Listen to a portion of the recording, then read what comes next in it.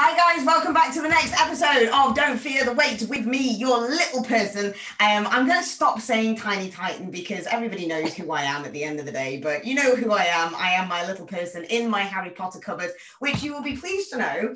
Maybe, I don't know, maybe you don't even care, but I am actually going to be expanding my office because I am just outgrowing my cupboard right now. I mean, I'm that jacked now.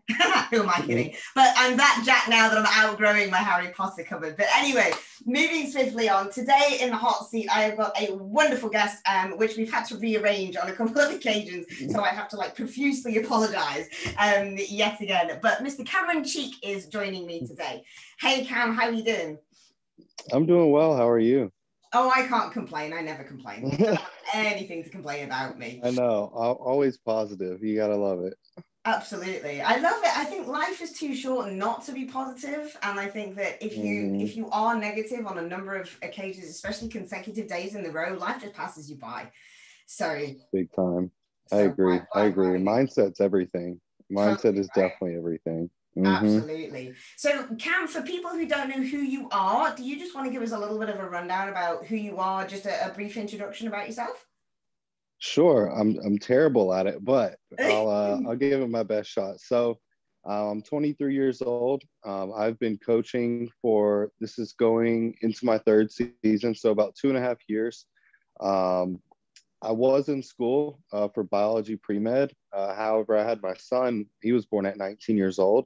Cool. So I had to come out of school because I couldn't afford it. And then I got into personal training, just trying to pay bills, pay child support and everything like that to get by. And then quickly realized that I had passion with helping others through it. And so I dove deeper into literature and just learning. I was really fortunate to meet some others around me that pointed me in the right directions in terms of who to look into, what to look into. And so, that kind of just transitioned to me realizing, at first I was doing it for just to pay bills. And then it turned into, well, I don't really care about the money side of it anymore. Like, this is fun. I love working with people. So I'm a dad, coach, I try and be a great boyfriend.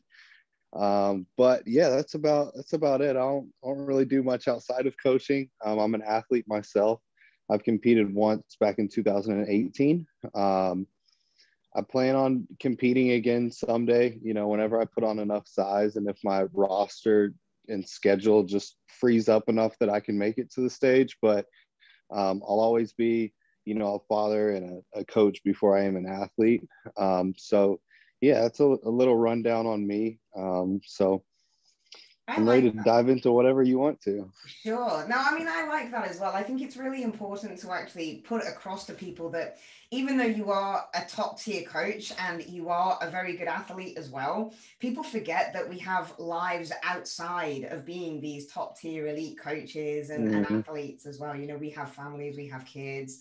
One of the reasons as to why we had to reschedule was because of a personal issue that I had with one of my children. So it was okay, and it's completely understandable, which is awesome, so it's just something to put out there that people do have to understand. For sure. Coaches do have a life. I've gotten very fortunate with my roster of athletes because I'm so personable with everybody that they know that all the things I have going on in my personal life too, and my weekends that I have my son. And so they're always super understanding and just patient with me. So that's definitely been a blessing within that. But yeah, coaching can definitely be your life and also take over things if you're not careful. So there's definitely a balance to it. Definitely. And it's the same with being an athlete as well, isn't it? You have to be aware that your athletes can sometimes say, listen, Cam, I can't do this because of X, Y, and Z, or, my kid's got this going on, so I've got to miss my training session, and we've got to be able to work around people's lives at the same time. I agree. Yeah, it's all just about, creating the optimal plan for the athlete, because the optimal plan is always the best plan, For sure. The one that they can follow. The optimal plan on paper is not necessarily the most optimal plan for the athlete. I know, as much as we wish it would, especially for us data nerds and everything that want to have everything perfect. sometimes you just got to change it. For sure, exactly. Okay, cool. So now that we've got all of that personal stuff out of the way, we are going to dive into a couple of subjects that's very, very close to my heart because, as you all know, I am a big geek when it comes to bodybuilding and data and strength and performance and everything else.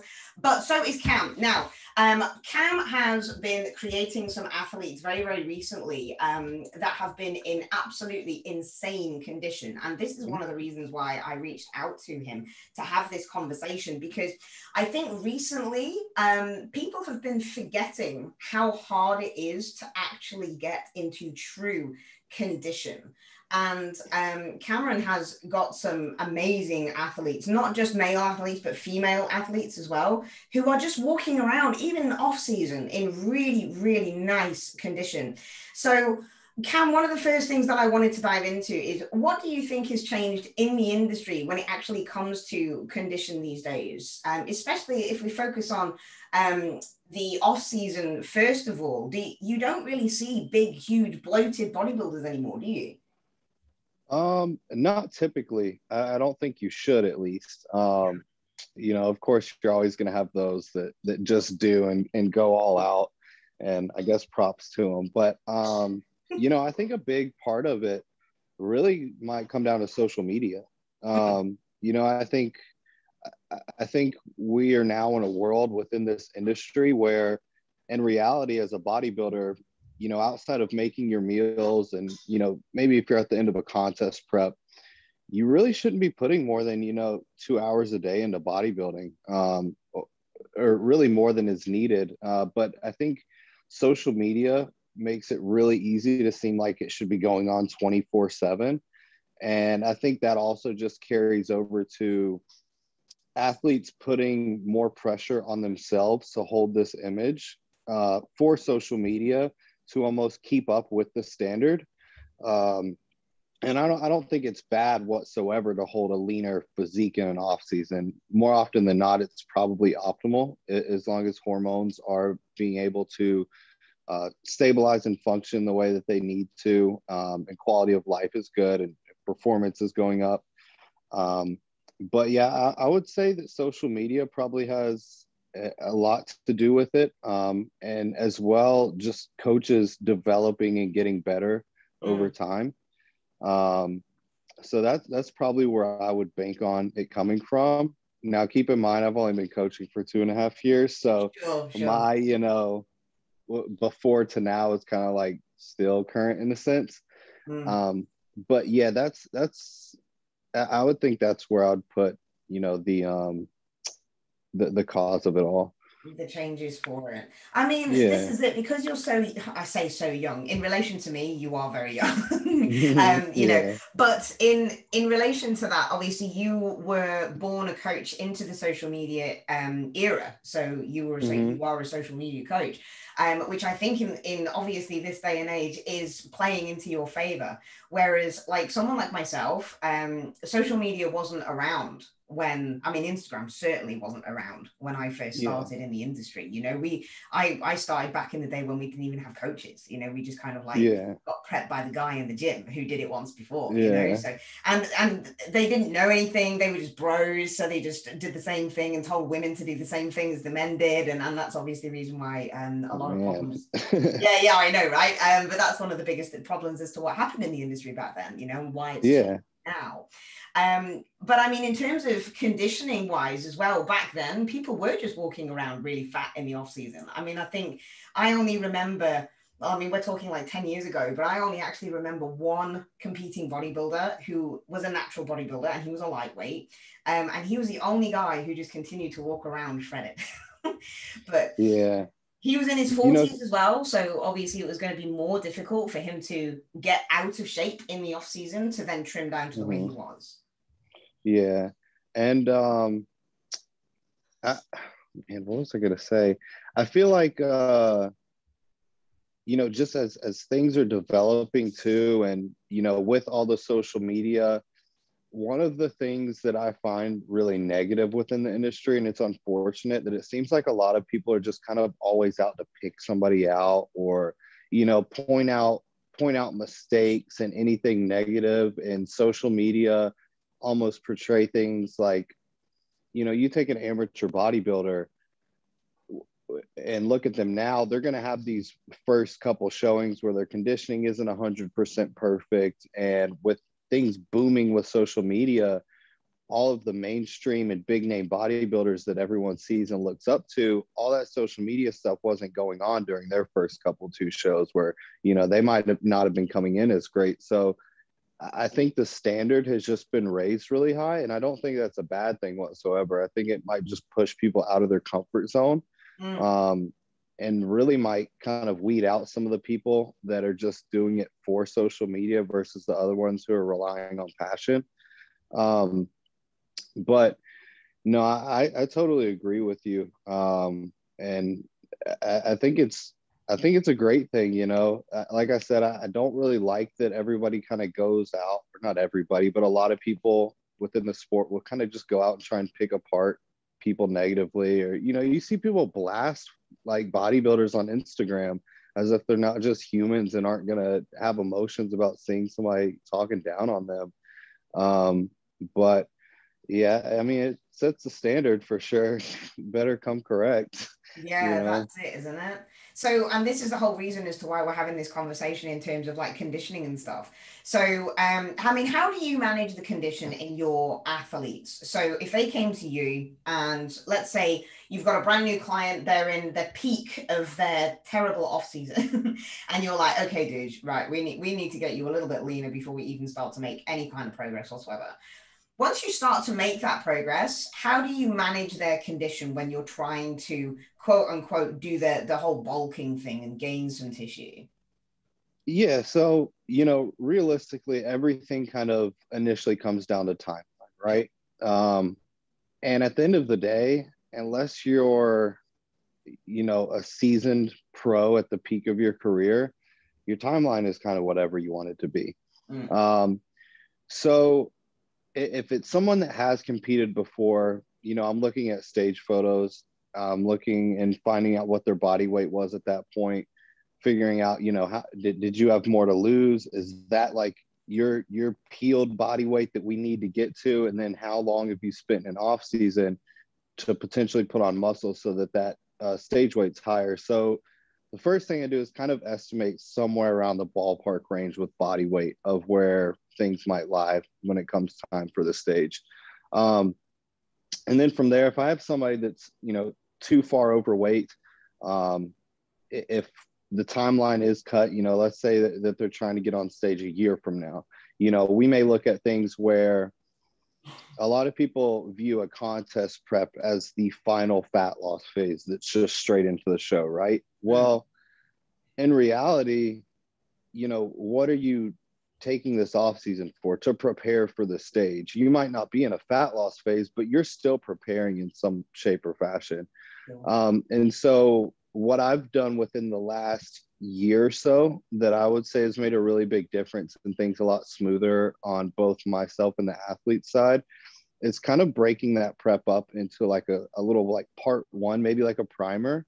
And then, you might have a couple months or whatever duration that you can where you're almost just kind of maintaining body composition and just trying to get a little bit extra performance increase over time, and kind of just riding that line between, we're a little bit above your settling point, so you're not super uncomfortable, but we're not digging you so deep that performance is going to be taking a hit.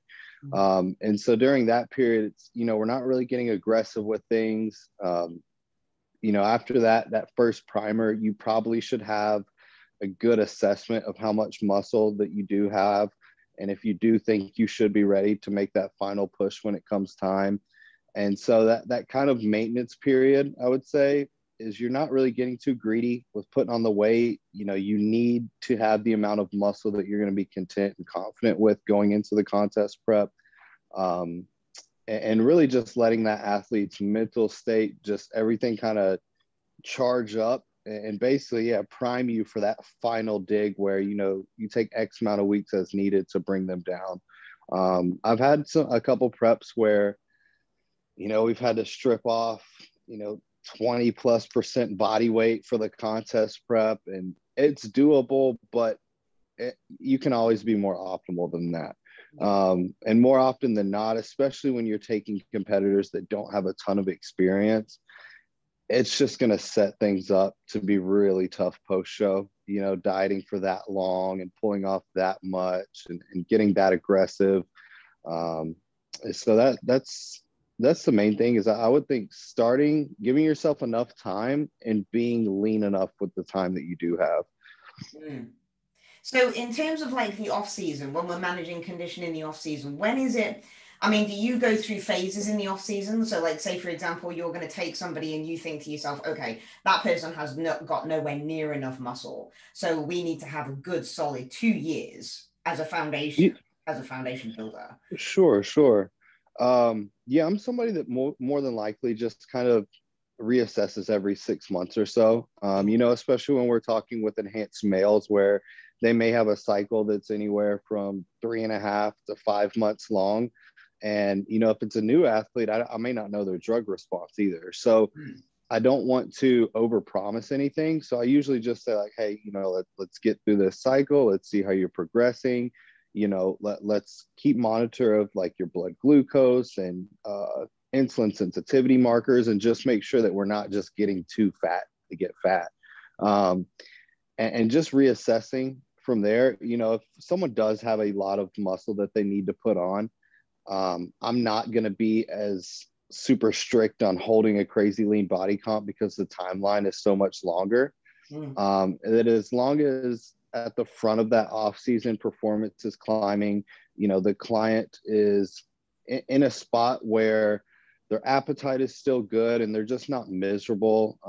They're confident with how they look, and just making sure that I set up that off-season because it's going to be long. I want to make sure that psychologically they're enjoying everything that they're going through at the same time.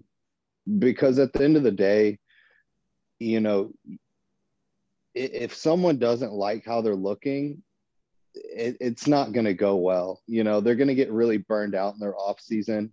You see it all the time with people. They kind of just get stuck in a sense. They're like, what am I doing? Like, I feel like we don't really have a plan going on. And I've just found that if athletes look better and they're at least happy with how they look, it's a bit easier for them just to keep progressing and seeing what's going on, and remember that long-term goal. I cannot agree more on that one. This one is a really, really important one, especially for women. So when women bulk, I hate that term bulk, which is the reason why I was creating these bloody rabbit ears.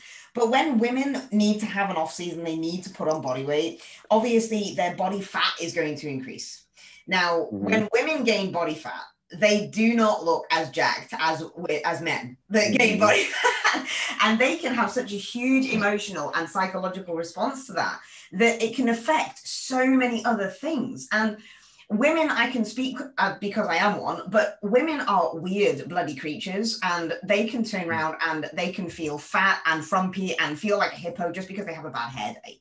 You know, it's got nothing to do with their physique, but it can really kind of like ruin their day just because something isn't working for them. So if they want to take their check-in photos and send them to a male coach in their bikini and they're doing their front relaxed pose and they do their side shot and they're like, oh my God, look at the cellulite that's appearing on my ass. And now I just feel awful and I don't want to sleep with my husband or my boyfriend because I feel like this and all the rest of it. It's something that we really need to take into consideration as coaches, because you can't keep on pushing somebody like that, right? No, for sure. I agree. And, you know, I think at the end of the day, as a coach, you're your athlete's employee. You know, they're technically hiring you. You're working for them. And I don't think a lot of coaches really take that approach and outlook with things. You know, and at the end of the day, the coach can have this master plan and most optimal route that they want to do. But if the client isn't happy and the athlete's not, you know, enjoying where they're at, or, you know, you're not giving that athlete some input, it just doesn't work super well in terms of building that relationship with the athlete. So, you know, if I'm in a situation like that with a female and, you know, she's getting to the point where she isn't really liking how she's looking, and, you know, if it was getting to the point where she doesn't even want to be intimate with her significant other, I may call her and hop on a call and say, hey, like based off of blood work, training performance, and my eye, you know, I'm happy with how you look. Are you able to be at peace with that? And sometimes athletes can, some are able just to put it aside and say, if you're happy with it, I'm happy with it. And some don't, and that's okay for both sides of it. And so I may just discuss with them and say, hey, look, I'm totally okay. You've spent enough time in a surplus, your hormones are regulated, you've had normal menstrual cycles. There's no reason why dieting can hurt you right now. The only downside to it is our timeline might get a little bit more extended.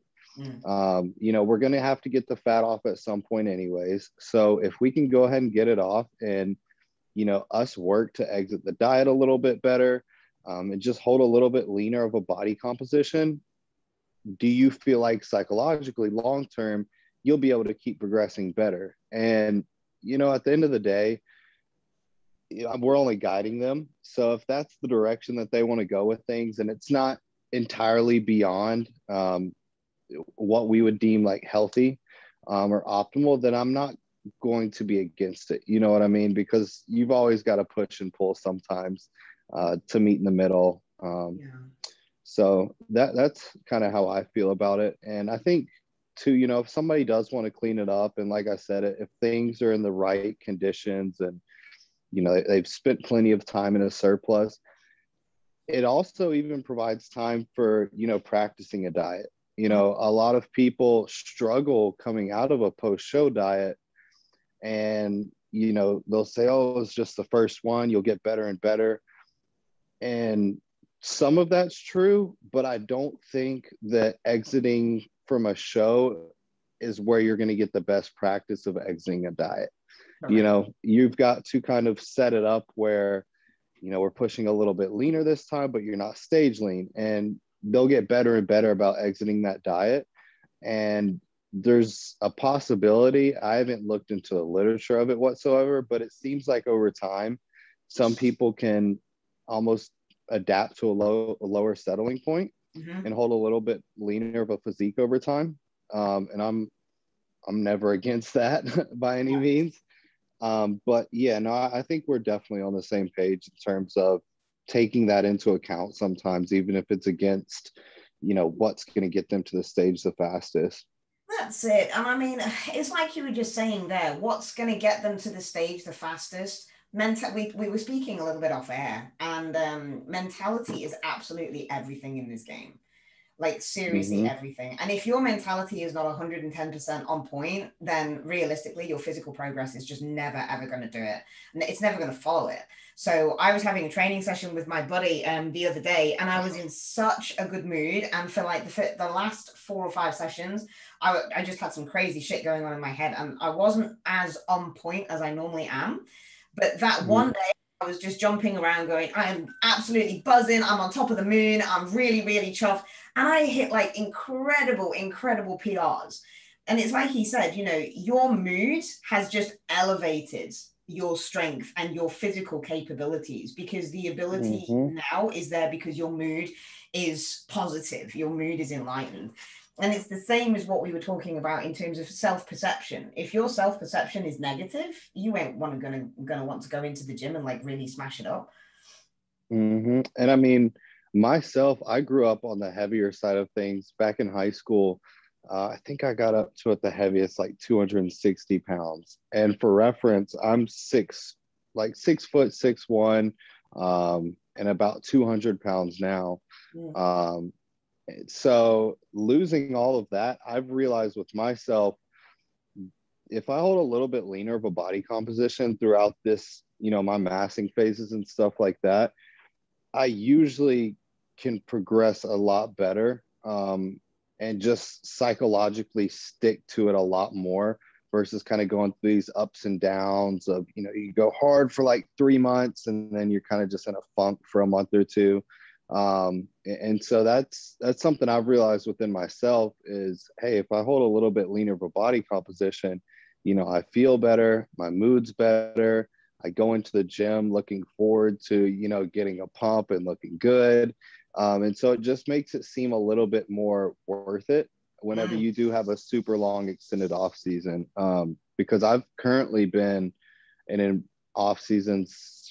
It's been 3 years, 3 years as of today, actually, since my first show. So yeah. And so I competed at about 160, and got really lean, but had no muscle. So I've been in a 3-year off season as well, with different little, pushes and pulls. And so I'm totally on the same page there.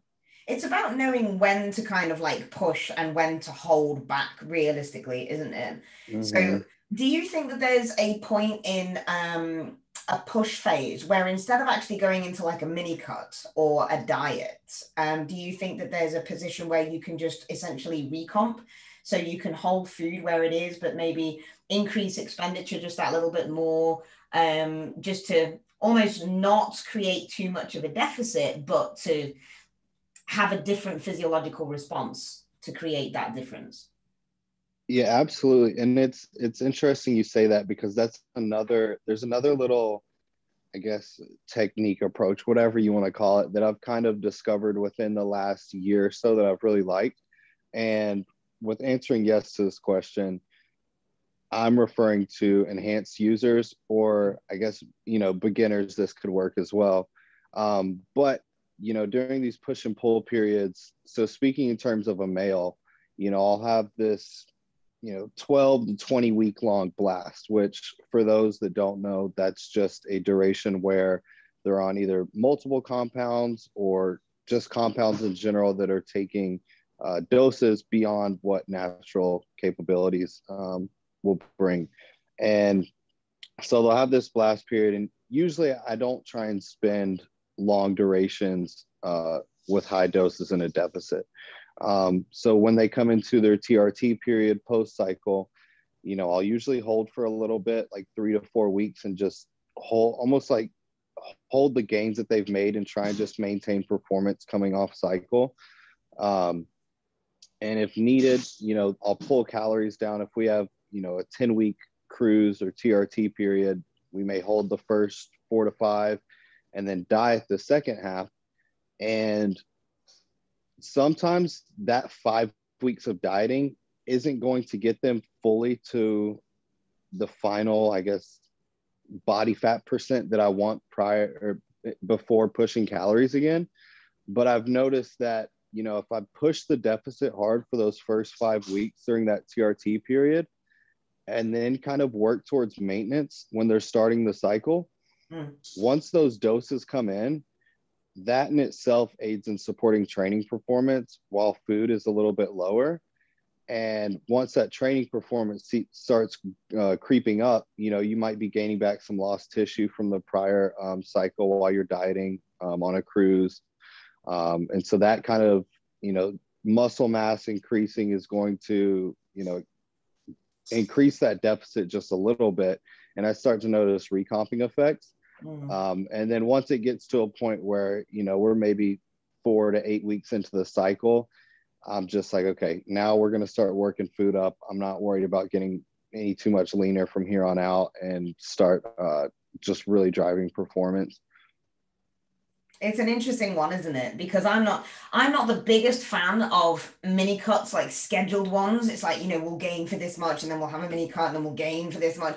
Because like you said, the best plan on paper, normally, some kind of shit gets thrown up. So we can't obviously do that one optimally. So I like to actually push and pull, or maintain and recomp in certain ways, depending on what the athlete's doing. So it's more about reactive coaching as opposed to sticking to a certain timeline that I've created. I always like to have a look at a bigger picture, but then sometimes a check-in can happen and it's like, wow, okay, didn't realize that your body was actually going to do that. So that's going to change stuff. I know, right? Yeah, sometimes it's like, what the hell just happened? Yeah, sometimes it's like, oh man, I need to revisit if I know what I'm doing. Or sometimes it's like, well, I wasn't really expecting that, but I'm not mad at it. I'm cool with that. That was like a happy mistake. Not particularly a mistake, but it's a reaction, isn't it? So I've got a girl at the moment, so she's prepping for a bikini show, and she's 8 weeks out. And over the last week, all of a sudden, she's just like, her physique has just come to life. And it was like, okay, this is weird. I made the most ridiculous adjustment and I had no idea that your body was going to react in this way. But I mean, she's a natural athlete, so we actually just discussed reducing her calories, keeping her expenditure the same, but just implementing some yohimbine as well. Yeah, for sure. That's it. And it's just for like the stubborn fat loss and, the areas, the inner thighs. Yeah, no, yohimbine's definitely something that I like to incorporate as, just one of those other tools to kind of attack fat loss. Sure. I think through the literature and everything, it's super easy to get. It works. I've seen success with it.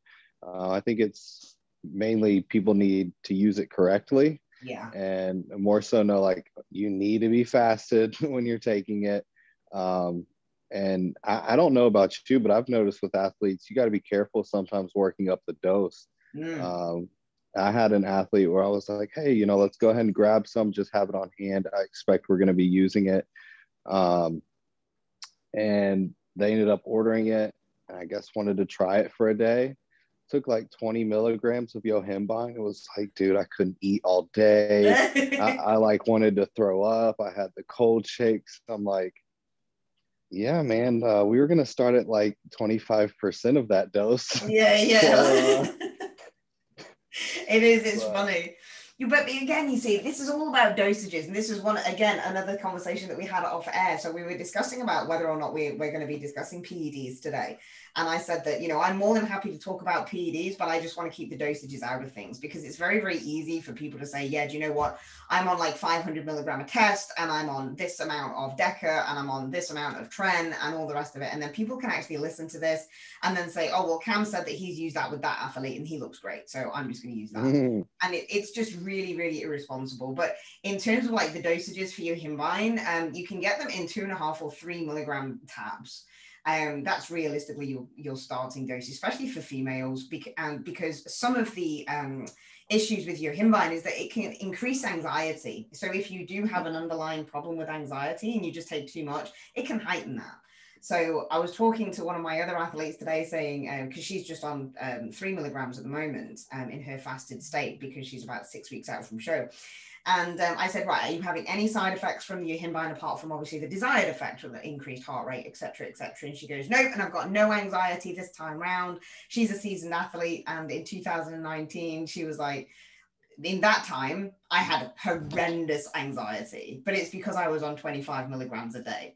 And I'm like, fucking what? 25 milligrams? She's like, yeah, you didn't tell me to take that much. I'm like, yeah, I'm pretty sure I would never have told you to take that much either. Okay. So, yeah, we're nowhere near that dosage at that point. I typically, and again, it depends on the athlete as well. And also what other stimulants might be in the picture. If clenbuterol or albuterol might be in the picture. I know I've even noticed that like thyroid medication can sometimes enhance the effects of other stimulants as well. Yeah. But I typically will start, around 2.5 to 5 milligrams per day. Duration of use is just depending on timeline and that athlete's body composition. And at first, I'll just see how response is, let them hold there for a week. And I try and work up to around, I want to say 0.2 to 0.3 milligrams per kilogram body weight. So I think for like a 90 kilo male, that falls somewhere around, I want to say like 18 to 27 milligrams of yohimbine per day. Yeah. Typically I stay closer to that 0.2. But yeah, it's just something where, you don't have to get up to that dose for it to work. But definitely don't start at that dose. No, please don't. Start at the minimum dose and just increase as, you feel that you're not getting out of it what you need to with the smaller dose.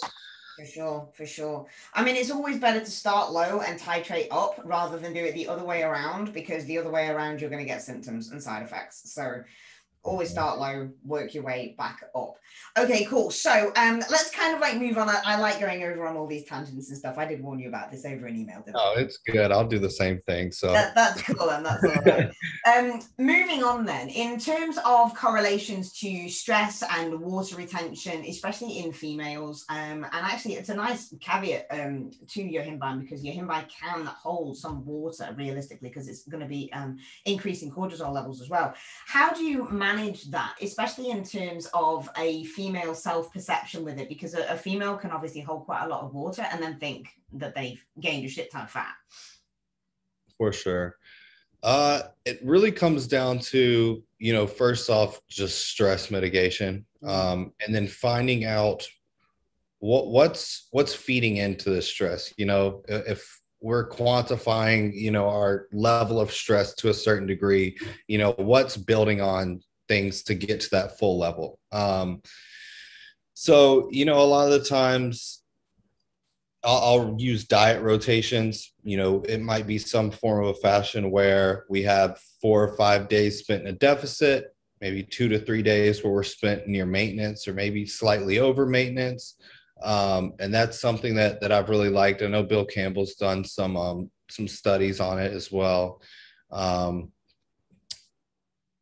That's helped, regulating step counts with athletes on those high days. Usually, I like to build up stress on the dieting days and almost, give us a reason to take those days of maintenance. So, we'll build up stress, and on those maintenance days, I'll be like, hey, like 3 to 5K steps max. Just stay off your feet, whatever you want to do. You want to go get your nails done, go to the movies, like just chill. Maybe even take off training if needed. So we're watching training performance. If we feel that performance is starting to decline, maybe pulling back on volume some, reducing the intensity as needed, maybe even deloading. I've seen a lot of things with females where I think females in general are crazy adaptive to about everything you throw at them, which makes sense too for survival purposes. Because in reality, like females, they're a tricky one to figure out when you're dieting them. It's a lot harder than a male, especially like a natural male. Like that's what I feel like is one of the easiest things is natural males to diet. But females, they can be just so adaptive that I feel like if you just keep holding them and pushing them, the stress just gets so high that also during that time they're adapting to everything. You've got to break it up somehow. And so, yeah, I think, just overall finding out where the stress is coming from. And when usually you're in a contest prep, it can come down to activity levels, whether it be cardio and steps, training volume and intensity, even frequency as well. Sleep, looking at sleep, what's going on there. If sleep is getting really poor, like look back and say, okay, did we just increase, stimulants or that yohimbine or is, Clin, is that possibly digging into your sleep there?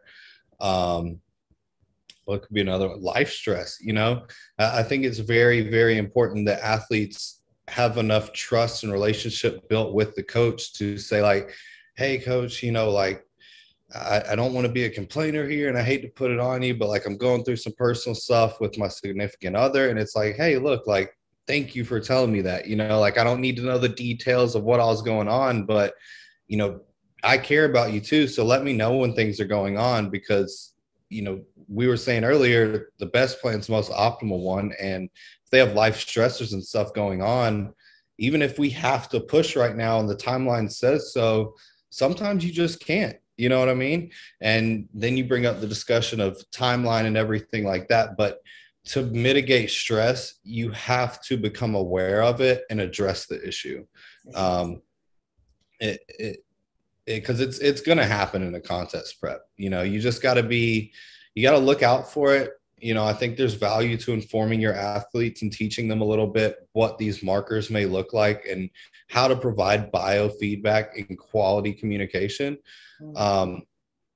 And, usually I feel like whenever you're working with an athlete, you're going to come across things where it's first time scenarios, and you're going to come across something where, you know, weight's plateauing, look starts to get a little bit soft, even though it was harder before at the same exact body weight, and start to realize like, okay, like this is the first time we've came across this like fat loss plateau or stress situation that we need to take care of. And you dive into it, figure out why it's going on. And then that athlete kind of learns like, oh, like, yeah, my sleep did get disturbed at this point, or my joints did start getting more achy. Like I noticed my mood was a little bit weird. I was losing pumps, like all these kinds of things, so that they can communicate back to the coach, you know, like, oh, this is starting to come up again. And I'm like, okay, cool. I'll keep an eye out for things. Let me know, you know, if things get worse. But I think, yeah, it just comes down to finding the root cause, making sure that the athlete's informed and what to look out for, and just withhold high communication. I'll tell my people, you know, like bug the shit out of me before you don't say anything. Totally, yeah. It's like, dude, you're paying me, use me, like get your money's worth. I know. I find it mad because like I've got a couple of clients and I don't hear off them. Now there's the two types of client, right? That you have the client that you don't hear off, and you're like, it's cool, I know, they're fine. And then they check in every week and it's like, okay, you're all good, it's fabulous. They just want to be told what the plan is, and then they're just going to go on a crack at it. But then you have the other client who you don't speak to, and you're like, okay, I haven't heard from you in a week. And that worries me because I need to hear from you in a week. Dude, I get anxiety about it. I know. No, like I want to communicate with you. Like I have athletes that are great, do everything that they want to do. And if they said to me like, hey coach, like, am I doing anything wrong? Like, what can I do to be better? And I just like, talk more. Like doing everything that you're doing, but just communicate more. Yeah, that's it. That's exactly how the process works. The process where I do that with all the consultations, it's just like the only reason why I have got such amazing athletes on my books is because they bug the shit out of me and because they talk to me. If you don't talk to me, the process does not work because I have no idea what's going on in here. No, I agree. Preps, I've noticed in my experience that my better contest preps with athletes have always been ones where, you know, we're able to communicate well. They're able to provide that quality feedback, you know, because there's a difference between an athlete saying like, oh, I look like shit today, like I feel super soft, versus them being like, hey coach, like, yeah, it seems like, you know, we're not as hard today. I might be holding a little bit more water. I didn't sleep as good last night. You know, just providing facts rather than emotional opinions, I guess. Sure. So I've had athletes that have been able to kind of look at things and sit back and say like, hey, I can give you the facts here, and here's what it is. And I like to tell people, you know, like if you do everything you need to do, like let me worry. Like that's on me. Like if you look like butt and you're following everything, then blame me. You know what I mean? Like don't get down on yourself and get negative in your headspace. Just provide that to me and let me worry. Let me figure it out. It's so good to hear you say that one because I get a lot of people. So I have powerlifters and strong men and women on my books as well who have to make weight, and they panic so much. They're like, oh my God, my weight's gone up by like half a kilo. And I'm like, you know what? The more you worry about the weight, the more your stress levels are going to go up and the more your weight is going to go up because you're going to be retaining water. So all I need you to do is sit on your butt and just follow the plan and let me worry about the weight. Let me take all of the stresses and all the worry off you. And then all of a sudden when they're like, oh, okay, that's fine. Then the weight drops off because they've stopped worrying. Mm-hmm. So it's so important that you do have this huge line of communication with your coach that Cam has just been talking to you about. And don't wait until check-in day to ask a question. That really annoys me. It's like, you know, you could have asked me that 4 days ago. You've got my WhatsApp number. Just send me a message and just ask me the question. Yeah, I can't stand it whenever athletes like, oh, you know, like I don't want to be annoying. I hate to ask this. And it's like, nah, like you're paying me, dude. Like get your money's worth. Like I was saying, like ask it. Just ask the damn question. I always tell everybody, you know, there's no bad question unless it's asked more than twice. Sure. Yeah, exactly. Right. So I'm going to use that. Yeah, you know, like ask once, I'll tell you. Ask the second time, okay, you might have forgot, but third time, come on, man. Like, Yeah. Cool. Write it down. Right, cool. Well, listen, I know that you're a busy guy and we are just coming up to time here. But I do want to put you on the spot because I do it with everybody. So be prepared for the question. It's the same question that I ask everybody at the end of the podcast. If you could have dinner with 3 people, living or dead, who would they be? Oh my God, guys, if you're not watching this on YouTube, you should just see Cam's face. I'm prepared. Who would they be? 3 people. Yeah, they can be alive or dead. Oh Lord. How did you do this? You see, I can ask any kind of bodybuilding nerd question and people are like, yeah, that's fine. But ask this kind of question, they're like, oh my God. Man, this is a good one. Geez, this is terrible. Maybe, you know, because I like to dig into athletes, whether they're in bodybuilding or not, and kind of just pick out some of their characters, their characteristics and mindset with things. I would be interested probably sitting down and talking with Kobe Bryant or Kobe Bryant. Jeez. What's this? Probably my grandfather. And who's somebody that's alive that I know that I'll never get to have dinner with? You made this one tough. I wasn't prepared for this. See, I don't prepare people for that question. But let's just say you, so we can continue all these conversations. Okay, cool. I'll take that one. I'll come to dinner. That's cool. Brilliant stuff. All right then, Cam, that's great. Thank you so much for your time today. Just so people know where to find you, will you just kind of like give a shout out for your handles and stuff? Sure. And I'll put them all underneath here too. Yeah. My Instagram is Cameron_Cheek. And my current team is Elite Health and Athletics, and I believe the new Instagram page is @WinWithElite. So that's just now getting set up and started. So I don't think there's any posts on there yet, but there will be soon. Cool. But I appreciate you having me on here. It's always a blast, and it was a pleasure finally meeting. Absolutely. And we will definitely meet up again. It will be cool. So I will put all of the contact details for Cam underneath the YouTube video as per usual, guys. So just go and give him a follow, go and give him a DM. I believe that you are taking on clients at the moment as well. Yes, ma'am. Cool beans. So obviously if you are interested in having Cam as a coach, then obviously do please reach out to him. As per usual, guys, like, share, subscribe, do all of the shizzle, and I will have another guest on the next episode of Don't Fear the Wait. Many thanks and much loves as per usual.